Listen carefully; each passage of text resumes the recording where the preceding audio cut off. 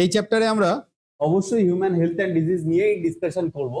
চলো তার আগে বেসিক জিনিসগুলো ক্লিয়ার করি। ইমিউনোলজিটা কি? অ্যাকচুয়ালি ইমিউনিটি নিয়ে পড়াশোনাকে বলা হয় immunology, the stream of biology that deals with the immunity, science of immunity. Now, how can we define immunity? Immunity is the ability of any living body to fight against any invading germs. তার মানে আমাদের শরীরে আমাদের বডির ভেতরের নিজস্ব যে defence mechanism আছে তার পড়াশোনা, তার যে সিস্টেম। বেসিক্যালি ইমিউনিটি হলো তার সেই ক্যাপাবিলিটিটাকে বলে, capability of that living body to fight against foreign substance or foreign organism, foreign invading organism. আর এর সম্বন্ধে যে স্ট্রিম অফ বায়োলজিতে পড়াশোনা করা হয় দ্যাট ইজ কল্ড ইমিউনোলজি। এই শব্দটা যে ল্যাটিন শব্দ থেকে এসেছে সেটাকে বলা হয় ইমিউনিস। আর ফাদার অফ ইমিউনিটি বলা হয় বা ইমিউনোলজি বলা হয় এডওয়ার্ড জেনারকে। আমরা জানি যিনি কাউপক্স ভ্যাকসিন বানিয়েছিলেন প্রথম। যদিও the scientist Edward Jenner is not awarded as or crowned as the father of vaccines, কারণ কাউপক্স ভ্যাকসিন যেটা এডওয়ার্ড জেনার বানিয়েছিলেন, হ্যাঁ সেটা পথ দেখিয়েছিলেন আমাদের পড়াশোনার ক্ষেত্রে ইমিউনোলজির, কিন্তু সেই ধরনের ভ্যাকসিন আজকের দিনে ইউজ হয় না। সেই কারণে ভ্যাকসিনের ডিসকভারার অন্য কাউকে ক্রেডিটেড দেওয়া হয়, দেখবে বইতে দেওয়া আছে। ইমিউনিটি ক রকমের হয় এটা তো জানলাম, যে the ability of body to fight against foreign ইনভেডিং germs. But what are the basic fundamentals of immunity? How our body become capable to fight against foreign invading germs? Or what are their mode of actions? দেখো mainly দু রকমের এই ইমিউনিটিটাকে আমরা যদি main heading করি, immunity ধরো এটাকে আমরা মিডলে হেডিং করলাম, then we will produce or we can differentiate these things into two subcategories, two major subcategories. One is innate immunity and another is acquired immunity. Innate immunity is also known as non-specific immunity, whereas acquired immunity is known as specific immunity. এর সম্বন্ধে আমরা পড়ি এক এক করে। দেখো innate immunity কি জিনিস? innate কথাটা আসেই since birth, যেটা আমরা মায়ের থেকে পেয়েছি, জেনেটিক্যালি পেয়েছি বা কোনোভাবে অন্য কোনো অ্যান্টিবডির মাধ্যমে হোক বা by any means, innate immunity আমরা সিন্স বার্থ পাই, ঠিক না?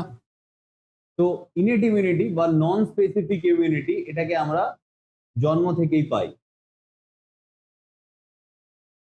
So how can we differentiate innate from acquired? Acquired immunity is that category of immunity which is built in our body upon exposure of direct pathogen.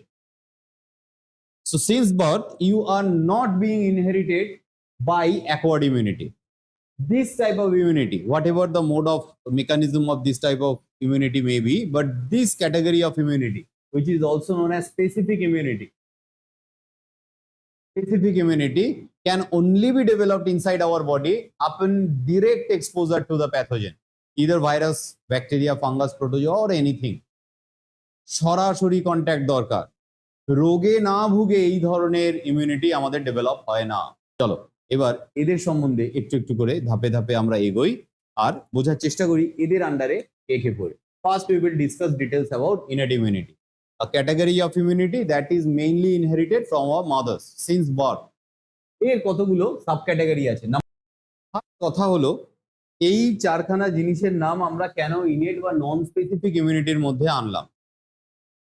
এর মধ্যে কিছু কিছু agent বা সিস্টেমের কথা আমরা পড়বো যেটা আমাদের বডিতে থাকে।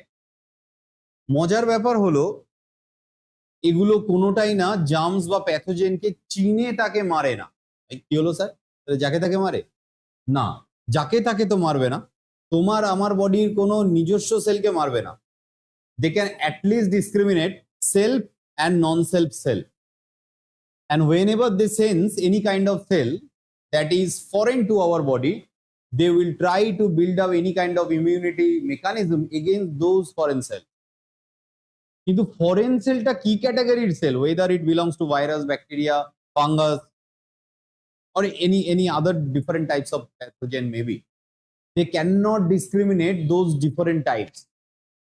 They mount similar type of immune action against all type of terrorists. Here it is pathogen. চলো এই ডিফারেন্ট ক্যাটাগরি গুলো কিভাবে তাদের নিজস্ব কাজ করে একটা একটা করে জানি। এখানে ডিটেলসে লিখি, পরে আমি নয় মুছে দেবো। ফিজিক্যাল ব্যারিয়ার আমাদের বডির এমন একটা মেকানিজম যেটা বাইরের থেকে প্যাথোজেনকে ঢুকতেই বাধা দেয়। তাহলে এর কাজটা শুরুর দিকেই হবে। শুরুর সময় ও বাইরের থেকে প্যাথোজেনকে ভেতরে ঢুকতেই বাধা দিচ্ছে। তাহলে এই ধরনের কাজ কে করে? আমাদের শরীরে স্কিন করে। এটা বলছিলাম ফিজিক্যাল ব্যারিয়ারে কোন কোন বডি পার্ট আমাদের অ্যাকশন নেয় বা টেক পার্ট করে। স্কিন হতে পারে, আমাদের শরীরের ভেতরের কোনো এপিথেলিয়াল লাইনিং হতে পারে, যেমন আমাদের গাট, ইন্টেস্টাইন, আমাদের বডির কোনো সফট অর্গান তারও যে কভারিং থাকে না? আমাদের ব্রেনের কভারিং আছে মেনিনজেস, আমাদের লাংসের কভারিং আছে pleura, Glisson capsule liver, renal capsule kidney, বা প্রত্যেকটা অন্যান্য ইন্টারনাল অর্গানসের বিভিন্ন রকমের এপিথেলিয়াল লাইনিংস থাকে। সেগুলো ভেতর থেকে হোক বা বাইরের থেকে প্যাথোজেনকে ঢুকতেই বাধা দেয়। কোথায় না? শরীরের এবং অর্গানের ভেতরে। সেগুলো হলো গিয়ে ফিজিক্যাল ব্যারিয়ার। এবার আসি physiological barrier, second one. Physiological ব্যারিয়ারও জেনারেল ভাবে কাজ করে, ও চিনে মারে না কাউকে। যেমন এই ব্যারিয়ারটা, এটা একটা তোমার বাড়ির সামনে পাঁচিল দেওয়ার মতো। সে পাঁচিলটা চোরকেও ঠেকাতে পারে, কুকুর বেড়াল গরু ছাগলকেও ঠেকাতে পারে। তারপরেও হয়তো কেউ কেউ সেই পাঁচিল টপকে বাড়িতে ঢুকে যেতে পারে। ইন জেনারেল কাজ করে। তুমি পাঁচিলের বানানোর সময় এটা মাথায় রেখে বানাওনি যে এটা শুধু কুকুরকেই ঠেকাবে, ওকে নয় তাকে নয়। ইন জেনারেল ঠেকানোর চেষ্টা করে। তারপরেও বিড়াল টপকে ঢুকে যায়, মানুষ টপকেও ঢুকে যেতে পারে অনেক সময়, হয় কি না? এটা কিরকম জানো? যেমন ধরো স্যালাইভা, যেমন ধরো আমাদের স্টমাকে থাকে HCl, বা এরকম অনেক অনেক ডিফারেন্ট টাইপের কেমিক্যালস আছে বা সলিউশনস আছে বা সিক্রিশনস আছে। আসি কথায়, ফিজিওলজিক্যাল ব্যারিয়ারের কথা বলছিলাম। Physiological barrier unlike skin and epithelium, এগুলো জেনারেল ভাবেই মেনটেন করে, আমাদেরকে প্রোটেকশন দেয়, কিন্তু এটা একটু অন্য রকমের হয়। এগুলো সাধারণত কোনো সলিউশন হয়। যেমন ধরো আমি তোমাদের বলি চোখের জল, এর মধ্যেও একটা অ্যান্টিব্যাকটেরিয়াল এফেক্ট আছে, তোমরা জানো হয়তো। লাইসোজাইম বলে একটা এনজাইম থাকে। যেমন আমাদের স্যালাইভাতেও টু সাম এক্সটেন্ট লাইসোজাইম থাকে। আমরা কিন্তু এখানে স্যালাইভারি অ্যামাইলেজের কথা ভাববো না। Salivary amylase doesn't play any kind of role in the defence mechanism. ইমিউনিটিতে কোনো রোল নেই। আমরা এক্ষেত্রে ভাববো স্যালাইভাও কিন্তু একটা বেসিক, খুব জেনারেল লেভেলের একটা ডিফেন্স দেয়, যাতে আমার মুখের মাধ্যমে জল বা খাবারের মাধ্যমে কোনো ব্যাকটেরিয়া ভাইরাস না যায়, টু সাম এক্সটেন্ট প্রিভেন্ট করার চেষ্টা করে। সো এইরকম টাইপের solution like tears or any kind of other kind of solution present inside our body may play as the physiological barrier. Third type, কি ক্যাটাগরি? Chemical barrier. কেমিক্যাল এগুলো, কিন্তু এগুলো একটু অন্যরকম টাইপের এরিয়া, কম্পোনেন্টস বলতে পারো এটা। আর এই কেমিক্যালস গুলো ব্লাডে থাকে। কিরকম জানো? যেমন একটার নাম হলো সাইটোকাইন। এগুলো মূলত টি সেল তৈরি করে। সাইটোকাইন, একে ইন্টারলিউকিনও বলা হয় বা ইন্টারফেরনও বলা হয়। আর একটা ক্যাটাগরি আছে যাকে বলা হয় কমপ্লিমেন্ট সিস্টেম। এগুলো সবই কিন্তু প্রোটিন বা ফ্যাক্টর, ডিফারেন্ট টাইপের প্রোটিন বা ফ্যাক্টর, কিন্তু এগুলোর কাজ আলাদা আলাদা। যেমন আমি বলি, সাইটোকাইনটা কি এবং কখন সিক্রেট হয়? সাইটোকাইনটা টি সেল সিক্রেট করে, আর মূলত ভাইরাল ইনফেকশন হলে এটা সিক্রেট হয়। ভাইরাস, বেসিক্যালি যে কোনো ধরনের ভাইরাস, শরীর যদি চিনতে পারে এটা ভাইরাস তো ও সিক্রেট করে, মরলে মরলো, না হলে কিসে বেড়া, তো একটা বেসিক লেভেলের প্রোটেকশন দেওয়ার চেষ্টা করে। তো যে কোনো ধরনের ভাইরাস ঢুকলে শরীরের মূলত টি সেলগুলো এই ধরনের কেমিক্যাল সিক্রেট করে, সাইটোকাইন। আর কমপ্লিমেন্ট সিস্টেম কি বলতো? কমপ্লিমেন্ট সিস্টেম হলো কিছু গ্রুপ অফ প্রোটিন নিয়ে তৈরি, ব্লাডের মধ্যেই থাকে এই সকল প্রোটিনগুলো, এদেরকে একত্রে কমপ্লিমেন্টারি সিস্টেম বা কমপ্লিমেন্ট সিস্টেম বলে। দেখা গেছে গবেষণা করে almost 20 different kinds of proteins are there. এদের সম্বন্ধে ডিটেলস এখানে কিছুই নেই, বাট এদের রোল না সব ক্ষেত্রে আছে, পাওয়া গেছে। কমপ্লিমেন্ট কেন বলছে? এরা কোনো স্পেসিফিক কোনো কাজ নিজে ইনিশিয়েট করে না, সবাইকে, যত ডিফেন্সের জন্য আমাদের শরীরে যত পুলিশ মিলিটারি আছে, সবাইকেই ও মেসেজ পাঠায়, রেসপন্স করে, এই তুই অ্যাক্টিভেট হয়, এই তুই ওকে মার, দেখ এ এসছে, এই ঘটনা ঘটেছে। এও না, কিছু জেনারেল ভাবে কেমিক্যাল রেসপন্স জেনারেলি আমাদের সারা শরীরকে খবর পাঠিয়ে দেয়। এই যে তিনটে জিনিস আলোচনা হলো, এই তিনটেকে আমরা যেটাকে সারিবদ্ধ করেছি এখন অব্দি, যে কটাকে ডিসকাস করেছি, এইটাকে বলা হয় না first line of body defence. এটাকে বলা হয় আমাদের ফার্স্ট লাইন। এর সম্বন্ধে আরো ডিটেলস বুঝিয়ে ভালো করে বোঝাচ্ছি আরেকটু পরে। এগিয়ে চলি, cellular defence, fourth one. Cellular ডিফেন্সের তাহলে একটু আগে যেগুলো বলছিলেন বি সেল, টি সেল, তাহলে কি ওগুলো হবে এর আন্ডারে? না, এগুলোও স্পেশালাইজড ডাব্লিউবিসি। এখন এখানে যে নামগুলো নেব সেগুলোও কিন্তু কিছু স্পেশালাইজড ডাব্লিউবিসি, কারণ আমাদের আলটিমেটলি ডিফেন্স মেকানিজমে এই টাইপের ব্লাড সেলটাই মেইন রেসপন্সিবল। তবে এর না বহু ডিফারেন্ট ক্লোনস আছে, ডিফারেন্ট সাবটাইপস আছে। যেমন কিছু সেল আছে, এখানে চাইলে তোমরা লিখে নাও, বইতেও নাম পাবে, যেমন মোনোসাইট, যেমন ম্যাক্রোফাজ, যেমন natural killer or NK cell, এগুলো কমা কমা দিয়ে লিখে রাখো। মোনোসাইট, ম্যাক্রোফাজেস আমি আর লিখলাম না, NK cells. B cell, T cell ধরনের লিম্ফোসাইট এর আন্ডারে পড়ে না। কেন? কারণ এইটা, বি সেল, টি সেল এরকম নন স্পেসিফিক নয়। আর এখানে যে নামগুলো বললাম তার মধ্যে অন্যতম ভীষণ উল্লেখযোগ্য হলো ম্যাক্রোফাজেস। সবারই রেসপেক্টিভ রোল আছে, কিন্তু ম্যাক্রোফাজেসের রোল হলো সবচেয়ে বেশি, সবচেয়ে গুরুত্বপূর্ণ। বোঝাই, ধরো ম্যাক্রোফাজ এক ধরনের বডি সেল, কোথায় থাকে? মূলত ব্লাডে ঘুরে বেড়ায়, লিম্ফে বেশি পাওয়া যায়, লিম্ফ নোডস এরা থাকে অনেক। এরা যদি খবর পায় না বাড়ির ভেতরে অন্য দস্যু ঢুকে গেছে, চোর ডাকাত টেররিস্ট ঢুকে গেছে, তো ওরা চেষ্টা করে to rush and reach that point of place where the intrusion take place. তো ওরা গিয়ে কি করবে? ইন জেনারেল খাওয়া শুরু করে। এরা শুধু একটা জিনিসই চেনে, ফরেন কিনা, নিজের না কিনা। যদি নিজের হয় কিছু করবে না, যদি নিজের না হয় তো মারবে। ইনফ্যাক্ট ভেবে দেখো, আমরা যখন হিউম্যান রিপ্রোডাকশন পড়েছি তখন ফিমেল ট্র্যাকের ভেতরে যে স্পার্মের মুভমেন্ট হয় সেখানেও দেখেছি ম্যাক্রোফাজ ছিল, এবং ম্যাক্রোফাজ অনেক স্পার্মকে মেরে ফেলে। তো মানে ওরা এটাও ট্রিট করতে পারছে না যে এটা হিউম্যানেরই, বা এটা হয়তো ভবিষ্যতে কাজে লাগতে পারে। না, এরা নন স্পেসিফিক, অর্থাৎ কিছু চিহ্নিত করে মারে না। দেখলো বাইরের গরু, ছাগল, মানুষ সব একসাথে গুলি করে মারার চেষ্টা করে। যে কটা পারলো পারলো, যে কটা না পারলো তখন আমাদের বেরিয়ার ভাঙবে। তোমার যদি মনে হয় যে these barriers belonging to innate immunity are well capable to protect our body, then no my dear, you are wrong. তাহলে আমরা জীবনে অসুস্থ হতাম না। কিন্তু এগুলোও ভীষণ গুরুত্বপূর্ণ, এগুলো না থাকলে আমরা প্রতি মুহূর্তে অসুস্থ হতাম, প্রতি মুহূর্তে অসুস্থ হতাম। এই সারফেসটার কি রোল আমরা ভাবতেই পারি না। এই ব্যারিয়ার গুলোর ভীষণ রোল আছে, ভীষণ গুরুত্বপূর্ণ রোল আছে।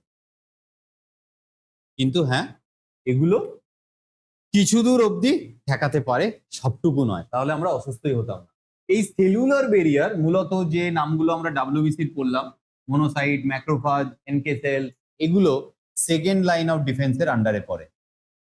Second line of body defence. একটু একটু করে লিখতে থাকো আমার সাথে সাথে। আমি আজকে এই টেবিলটা কমপ্লিট করার পর পুরো ইমিউনোলজি তো বুঝিয়ে ফেলবো এমন দাবি করি না, কিন্তু তোমাদের একটা সিনারিও বুঝিয়ে দিতে পারবো যে অলমোস্ট কে কে টেক পার্ট করে। ইনেট ইমিউনিটি বা নন স্পেসিফিক ইমিউনিটির ডিফারেন্ট কম্পোনেন্টস গুলো আমরা মোটামুটি আলোচনা করি। আমার এবার রোল হলো এটাকে মুছে ফেলা এবং অ্যাকোয়ার্ড ইমিউনিটির দিকে তোমাদের নিয়ে যাওয়া। হ্যাঁ, তো এবার আলোচনা করি অ্যাকোয়ার্ড অর স্পেসিফিক ইমিউনিটি। নাম শুনেই বলছে, as the name suggests, they can provide our immunity, body immunity, by specifically choose any foreign pathogen. জল লাগলে নিতে পারো। চলো অ্যাকোয়ার্ড ইমিউনিটির ক্যাটাগরি গুলো আমরা দেখি। অ্যাকোয়ার্ড ইমিউনিটি মেইনলি দু রকমের। এক হলো হিউমারাল ইমিউনিটি। বোঝাচ্ছি কি জিনিস? Humoral immunity. নাম্বার টু হলো সেলুলার ইমিউনিটি বা সেল মিডিয়েটেড ইমিউনিটি। সেটা লিখি, that sounds much better. Cell mediated immunity. Study material প্রত্যেকে দিদির কাছ থেকে নিয়ে নিও যদি কেউ না পেয়ে থাকো। এই দুটোই ক্যাটাগরি হয়। Acquired immunity. অ্যাকোয়ার্ড ইমিউনিটি আমি একটু আগেই বুঝিয়েছি তোমাদের। অ্যাকোয়ার্ড কথাটার মানে হলো যেটাকে আমরা অর্জন করেছি, অর্থাৎ এই ধরনের ইমিউনিটি আমাদের বডিতে, হ্যাঁ তার প্রিকারসার্স গুলো তো থাকে, তার সেলস গুলো তো থাকে, কিন্তু তারা ট্রেন্ড নয়। ঠিক যেরকম আমরা জানি, আমরা সেই রিফ্লেক্স অ্যাকশনে পড়েছিলাম, ইনেট রিফ্লেক্স, অ্যাকোয়ার্ড রিফ্লেক্স। তো জিনিস তো আমারই ব্রেন নেয়, কিন্তু সেটা ট্রেন করে করে নিতে হয় অ্যাকোয়ার্ড রিফ্লেক্স গুলো। ঠিক সেরকমই এইখানে হিউমারাল ইমিউনিটি এবং সেল মিডিয়েটেড ইমিউনিটির যে কম্পোনেন্টস গুলো আছে সেগুলো তো আমরা জন্ম থেকেই পাই, কিন্তু সেই কম্পোনেন্টস গুলো ট্রেন্ড নয়। তারা প্রথম থেকেই ইন জেনারেল ভাবে ডিস্ট্রয় করতে পারে না। এর আন্ডারে যারা কম্পোনেন্টস আছে, components of specific immunity or adaptive immunity. This category is also known as adaptive immunity. They can develop themselves only by training. That means our body need to make them sense that, see, these are our own cells and these are foreign cells. And they can also undergo a specific level of training to know which type of defense mechanism can be applied to any specific kind of virus or bacteria or other type of pathogen. Imagine you have several different weapons to kill your enemy. Our army possesses different kind of guns to hit the terrorist. Now, the army need to know, or the personnel need to know, and these knowledge can only be acquired by training. Which type of gun can be applied in which type of scenario? Where should I use sniper? Where should I use any assault rifle? And where and when should I use any revolver? So these knowledge can be acquired by any army personnel by training. Likewise, these different type of cells can acquire those knowledge where and how we can kill different kind of virus or different type of bacteria by using which type of weapons. তার মানে এরা আলাদা আলাদা শুধু করতে পারে না, আলাদা আলাদা ভাবে মারতে পারে। এরা যে মেকানিজমে কমন ফ্লু ভাইরাসকে মারবে, সেম মেকানিজমে করোনা ভাইরাসকে মারবে না, সেম মেকানিজমে রাইনো ভাইরাসকে মারবে না, রাইনো তো ফ্লুই হলো, পোলিও ভাইরাসকে মারবে না, র্যাবিস ভাইরাসকে মারবে না। ভাইরাস অনেক রকমের আছে। ভাইরাস আমাদের শরীরে প্রতিনিয়ত ঢোকে, সব সময় আমরা অসুস্থ হই না, ঠিক কি না? নাহলে তো প্রতি মুহূর্তে অসুস্থ হতাম। আমাদের পেট খারাপের খুব কমন একটা কজ হলো রোটা ভাইরাস, প্রচুর ঢোকে আমাদের। যত স্ট্রিট ফুড আছে কোটি কোটি থাকে রোটা ভাইরাস। ভয় পেও না, তার মানে খাওয়া বন্ধ করে দেবে না, একদম না। আমার শরীর ওয়েল ইকুইপড, সে ওটাকে মারার জন্য ট্রেন্ড। তবে হ্যাঁ, বেবিদেরকে তো এর ধরনের জিনিসের কাছে একটু কমই নিয়ে যেতে হবে। টেকনিক্যালি ভেবে দেখো, ওর এই অ্যাকোয়ার্ড সিস্টেম ডেভেলপ হয়নি। তুমি এখন সিদ্ধান্ত নিলে না, আমার বাড়ির বেবিকে আমি মুখে ভাত দেবো না, মুখে ফুচকা দেবো, ডাইরেক্ট মুখে ভাত অনুষ্ঠান ক্যান্সেল, মুখে বিরিয়ানি, অনুষ্ঠানের নাম লিখে দিলে, মুখে ফুচকা, এনিথিং লাইক দ্যাট। তো বেচারা হজম করতে পারবে না। ওর আরো সিভিয়ার কিছু হতে পারে, if you start its day with any street food, তাহলে মুশকিল হয়ে যাবে বাবু। ওর অ্যাকোয়ার্ড সিস্টেম ডেভেলপ হয়নি, ওকে আরো পথ চলতে হবে, আরো নিজের থেকে কিছু আসতে হবে, তবে গেলে এই সিস্টেম ডেভেলপ হয়। এতে কিন্তু শুরুর দিকে ফেলিওর থাকবে, পরের দিকে সাকসেস রেট বাড়তে থাকে। অর্থাৎ এরা রোগে ভুগে আস্তে আস্তে আস্তে আস্তে জিনিসগুলোকে চিনে নিয়ে নিজের শরীরকে উন্নতি করতে থাকে। এক এক করে আসি, কোনটাতে কি হয় পরে এদের ক্যারেক্টারিস্টিক্স আমি বলছি। হিউমারাল ইমিউনিটিতে মূলত অ্যান্টিবডি মিডিয়েটেড ডিফেন্স মেকানিজম কাজ করে। এতদিন অবধি তোমরা কি জানতে, আমাদের বডির ডিফেন্স মেকানিজমের সোল রোল হলো অ্যান্টিবডি। না, অ্যান্টিবডি টেকনিক্যালি কোনো রোলই প্লে করে না। এবার জানবো আমরা, অ্যান্টিবডি আসল জিনিস নয়, খুবই সামান্য রোল আছে। কি রোল সেগুলো আমরা আগামী সময় পড়বো। এটা জেনে রাখো, হিউমারাল ইমিউনিটি ব্র্যাকেটে লিখে রাখো অ্যান্টিবডি মিডিয়েটেড ইমিউনিটি। তার মানে যদি বলে যে অ্যান্টিবডির রোল কোন জায়গায়, এইখানে। আর কার দ্বারা হয় এটা? এটা একটা স্পেসিফিক টাইপের ডাব্লিউবিসি, নাম বি সেল। ব্র্যাকেটে লিখে রাখো B type of lymphocyte. So B cell actually lymphocyte, এটা কিন্তু অন্য কোনো সেল নয়। এরা তাহলে একমাত্র অ্যান্টিবডি তৈরি করতে পারে, আর কেউ পারে না আমাদের শরীরে।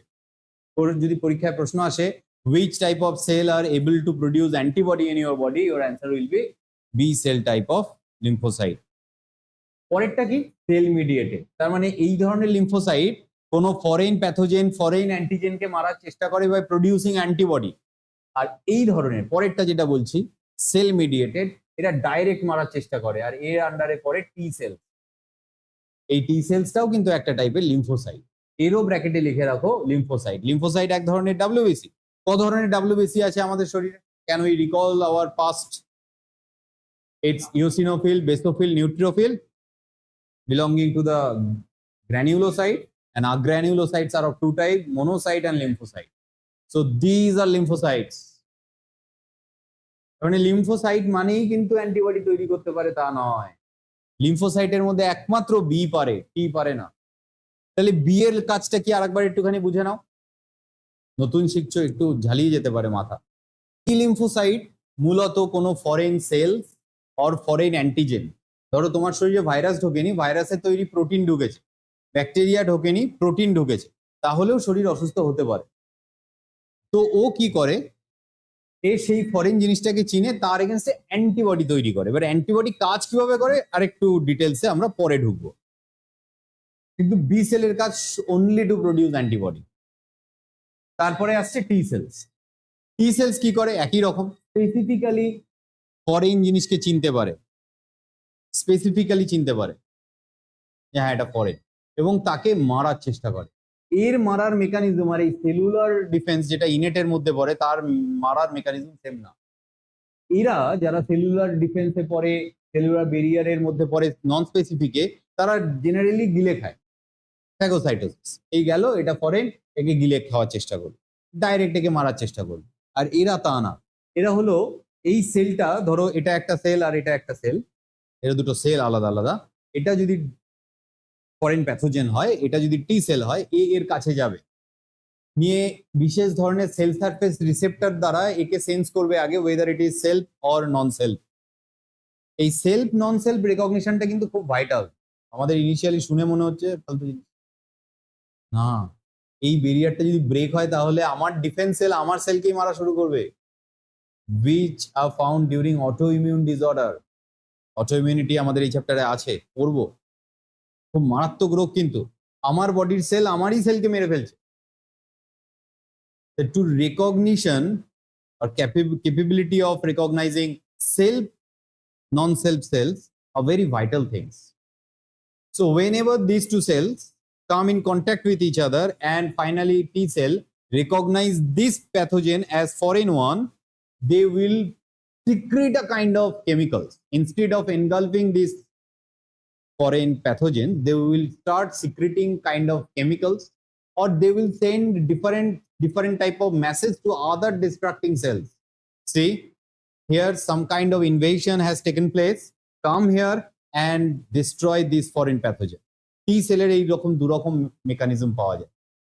এক, নিজে ডাইরেক্ট মারবে, কেমিক্যাল সিক্রিট করে মরে গেল, গিলে খায় না। আর দুই কি হতে পারে, অন্য দাদাদের ডাকবে, পাড়ার ডন, শোন চলে আয় তো, আমাকে মেরেছে। পাড়ার ডনরা সব হাতে হকি স্টিক নিয়ে, যেটা আমরা সিনেমায় দেখি, চলে এলো, ব্যাট বল নিয়ে চলে এলো। বলটা এনে লাভ নেই, ব্যাটই আনবে, মারতে বল কি কাজে লাগে, নিয়ে একে মারবে। এক্ষেত্রে হয়তো এ শুধু ইনফরমেশন দিল, মার মার মার ওকে, হ্যাঁ এরম মার, ও হয়তো পাচ্ছে না, কিন্তু ও অন্যদেরকে বলবে মার মার একে মার। এই মেকানিজম গুলোরও ডিটেলস আমরা পরে পড়বো, কিন্তু হ্যাঁ এদের নাম অনুযায়ী একটু চিহ্নিত করতে হবে। এর ডিফারেন্স খুব আসে। Write down the difference between humoral and cell mediated immunity. Overall এদের মিনস অ্যাকোয়ার্ড ইমিউনিটির কতগুলো ক্যারেক্টারিস্টিক ফিচার্স আছে, সেগুলো আমি একটু লিখে তোমাদেরকে বুঝিয়ে দিচ্ছি।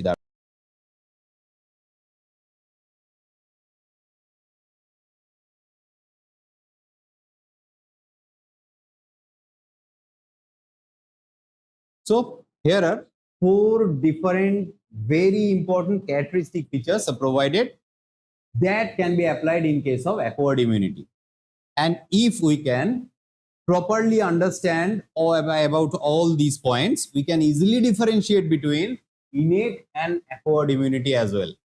আমি এটা বুঝিয়ে দেওয়ার পর তোমাদের আজকের কাজ হবে এই দুটো টপিক ইনেট অ্যান্ড অ্যাকোয়ার্ড এর ডিফারেন্স নিজে বানিয়ে দেওয়া একদম ইজিলি পারবে। প্রথমটা আমি যদি নিচেরটা দিয়ে শুরু করি, একটু আগেই কষ্ট করে বোঝালাম সেলফ আর নন সেলফ রেকগনিশনটা কত ইম্পর্টেন্ট। এরা এটা ভীষণ ভালোভাবে পারে, এরাও পারে, ইনেট ইমিউনিটির কম্পোনেন্টসরাও পারে, কিন্তু এরা আরো বেশি ভালোভাবে পারে।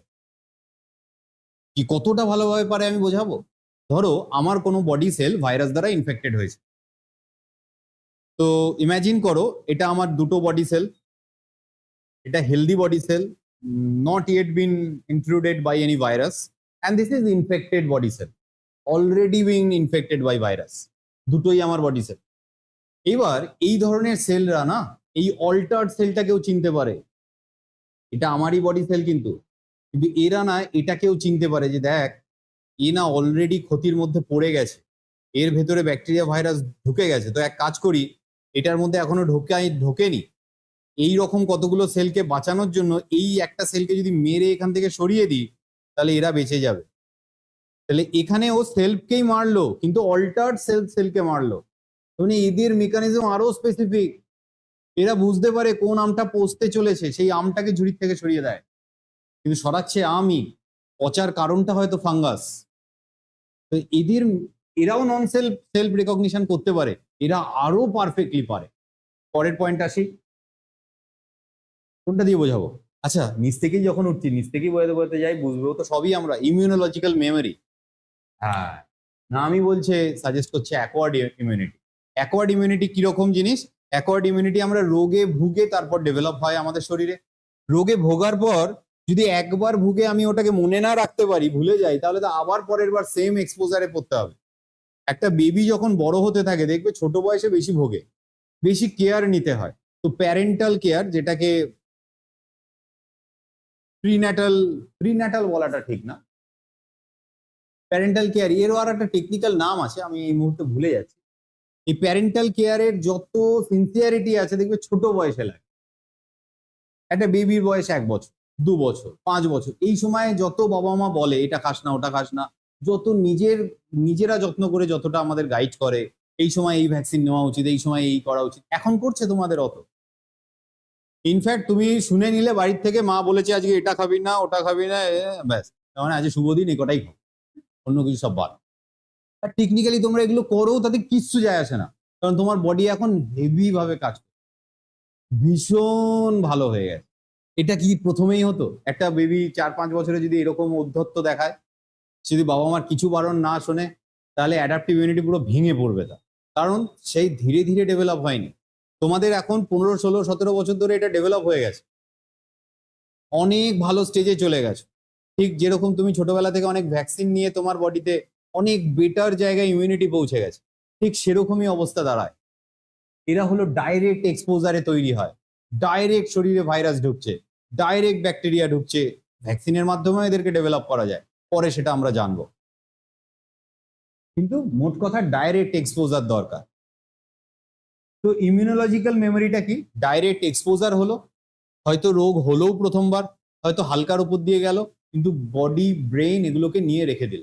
আর এই ব্রেন মানে আমার ব্রেন তা না, ওই সেলগুলোরও না নিজস্ব ক্লোন করার ক্ষমতা আছে, ও চিনে রেখে দেয়, হ্যাঁ এই রকম জায়গা দিয়ে টেরোরিস্ট ঢুকেছে, এই ধরনের টেরোরিস্ট ঢুকেছে, ঠিক আছে পরের বার এই জায়গাটাকে আমি বেশি সেফটি দেবো, এই ধরনের লোকগুলোকে আমি চিনে রাখলাম, এদেরকে আর বিশ্বাস করবো না। তো চিনে রেখে দিলে তুমি, this is call memory, and this immunological memory are not generally built in our brain. এর সাথে আমাদের ব্রেনে কোনো রিলেশন নেই, এটা এই সেলেই ডেভেলপ হয়। আর এই সেলগুলো ধরো কোনো স্পেসিফিক টাইপের টি সেল সেই সময় তৈরি হয়েছিল, এই সেলটার ভবিষ্যতে ক্লোন বেড়ে বেড়ে বেড়ে বেড়ে এদের সংখ্যা বাড়তে বাড়তে কয়েক কোটি বডিতে হয়ে রয়েছে। হয়তো অতীতে তার ঠাকুরদার সেল হয়তো চিনেছিল সেই টেরোরিস্টটাকে, তারই বংশধররা আবার second time, third time, fifth time, 100 time ঢুকলেও ঠেকানোর চেষ্টা করবে। পক্স হয়েছে কারো? পক্স, আচ্ছা তোমরা ভ্যাকসিনেটেড, এই কারণে তোমাদের ছোটবেলায় পক্সের ভ্যাকসিন নেওয়া আছে, তা সত্ত্বেও কারোর ফেল হতে পারে, 2-1 বার হয়েও যেতে পারে পক্স। আমাদের সময় পক্স ভাইরাসের ভ্যাকসিন এরকম শক্তিশালী ছিল না, এই যে ছাপ ছেড়ে গেছে। আমার একবার ক্লাস 4 না 5-এ থাকতে ম্যাসিভ পক্স হয়েছিল। পক্সের ক্ষেত্রে কি হয়, যদি হয়ও তোমার 14 দিন লাগবে, আর যদি ওষুধও খাও তাহলে 2 সপ্তাহ লাগবে। বেশ, মানে হয়ে গেলে কোনো লাভ নেই তোমার। এটা হলো চিকেন পক্স। চিকেন পক্স ড্রেডলি না, ভুগবে তুমি, মরবে না। স্মল পক্স ড্রেডলি, যেটাকে বসন্ত রোগ বলতো। তোমরা শুনে থাকবে হয়তো মা ঠাকুমা দিদিমাদের কাছ থেকে গল্প, গুটি বসন্ত রোগ, গ্রামের পর গ্রাম উজাড় হয়ে যেত, চরম ছোঁয়াচে। চিকেন পক্স তো ছোঁয়াচে, কিন্তু চিকেন পক্স, মাংকি পক্স, এগুলো তো মানুষ মরে না। মাংকি পক্স আরো কম দিন থাকে, 5 থেকে 7 দিন থাকে, তবে ঠিক হয়ে যায়। চিকেন পক্স 12 থেকে 14 দিন থাকে। তো আমাদের হয়েছিল, যাই করি না কেন ওই 14 দিনের তো ভোগান্তি আছে। তোমাদের হয়নি, ইউ আর অলরেডি ভ্যাকসিনেটেড, সেই সময় ভ্যাকসিন বেরিয়ে গেছে তোমাদের, তোমরা ভ্যাকসিনের আন্ডারে রয়েছে, তো প্রোটেক্টেড। কিন্তু আমি ভ্যাকসিনেটেড নই, তাও সবসময় তো আর চিকেন পক্স হচ্ছে না। ছোটবেলায় একবার হয়েছিল, অনেক ছোটবেলায়, তুমি ধরে নিয়ে আর হবেও না আমার লাইফ টাইম। সেই সময় যে ঢুকেছিল ভাইরাসটা, আমার ইমিউনোলজিক্যাল সেল, ব্রেন না কিন্তু, ইমিউনোলজিক্যাল সেল তখন কাজ করেছিল, তাদেরকে ওই 12-14 দিনে গিয়ে ফাইনালি ইরাডিকেট করতে পেরেছিল, আমার শরীর সুস্থ হয়ে গেছিল। সেই সেলগুলো এখনো আমার বডিতে আছে। তো ইমিউনোলজিক্যাল মেমোরি ডেভেলপ করে, এদের নেই কিন্তু কোনো ইমিউনোলজিক্যাল মেমোরি, ইনেটের নেই। হয় ওই মেমোরি ফেল করলে, নয় শত্রু বেশি সংখ্যায় ঢুকলে, দু কারণেই হতে পারে। সেকেন্ডে আসি ডাইভার্সিটি। হ্যাঁ, এদের প্রচুর ডাইভার্সিটি দেখা যায় এই ধরনের সেলস গুলো। Cells those involve themselves in humoral or cell mediated immunity. কিরকম ডাইভার্সিটি স্যার? এরা যদি ব্যাকটেরিয়ার এগেনস্টে কাজ করে, এই সেলগুলো বিভিন্ন ধরনের ব্যাকটেরিয়ার জন্য এরা আলাদা আলাদা। যে ব্যাকটেরিয়া ক্লস্ট্রিডিয়াম টিটেনিকে অ্যাটাক করার জন্য যে ধরনের টি সেল বি সেল কাজ করবে, সেই সেম ধরনের T cell B cell say for example টিউবারকিউলোসিসের জন্য কাজ করবে না, সে ফর এক্সাম্পল টাইফয়েডের জন্য কাজ করবে না, লেপ্রসির জন্য কাজ করবে না। ব্যাকটেরিয়াল কত ডিজিজের নাম জানো? এই চ্যাপ্টারে পড়তেও হবে অনেক ব্যাকটেরিয়াল ডিজিজ। তো যদি তুমি 10খানা ডিফারেন্ট ব্যাকটেরিয়াল ডিজিজের নাম জানো, তুমি এটুকু শিওর থাকো সেই 10টাকে এনকাউন্টার করার জন্য আমার শরীরে 10 রকমের বি সেল, 10 রকমের টি সেল থাকে। If possible more than that, not anything less than that. অর্থাৎ জঙ্গি আলাদা হয়ে যাচ্ছে, বন্দুকও চেঞ্জ হচ্ছে, শুধু গুলি নয়। ডাইভার্সিটি একটা হিউজ অ্যাডভান্টেজ এই সিস্টেমটার। আমাদের বডিতে অলরেডি না কয়েক হাজার ডিফারেন্ট, কয়েক হাজার কেন, কয়েক কোটি বলা ভালো, কিছু প্রিকারসার ইমিউনোলজিক্যাল সেল বডি বানিয়ে রেখে দিয়েছে। হয়তো ওই ধরনের জীবাণু আজ অব্দি আমার শরীরে ঢোকেনি, আমার এই প্রায় 40 ইয়ার এজ হতে চলেছে, তো এখনো শরীরে ওই ধরনের জীবাণু ঢোকেনি আমার, কিন্তু তাও শরীরে ওরকম অ্যাভেলেবেল কিছু সেল আছে। হয়তো কালকে ঢুকলো কিছু জীবাণু, দেখা গেল ওর মধ্যে 2-4টে কাজে লেগে গেল, ও সঙ্গে সঙ্গে আসবে এবং ঠেকানোর চেষ্টা করবে যতটুকু পারবে।